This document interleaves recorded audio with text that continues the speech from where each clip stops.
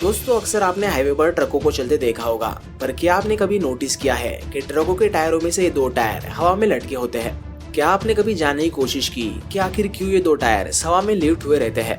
अगर इनका कुछ काम नहीं तो क्यों बेफालतू में इनको ट्रक में फिट किया होता है?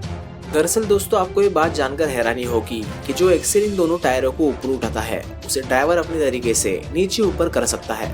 ड्राइवर तभी इन टायरों को ऊपर उठाता है जब ट्रक में लोड कम होता है, और जब ट्रक में लोड ज्यादा होता है तब ड्राइवर एक्सेल को यानी कि टायरों को नीचे कर देता है। आपको बता दें टायर ऊपर उठाने से ईंधन की खपत कम होती है और टायर भी ज्यादा दिन तक चलते हैं। तो दोस्तों क्या आपको ये बात पहले से पता थी? तो हमें कमेंट करके जरूर बताइए और ऐसे इंटरेस्टिंग फैक्ट जानने के लिए हमारे चैनल को सब्सक्राइब कीजिए। धन्यवाद।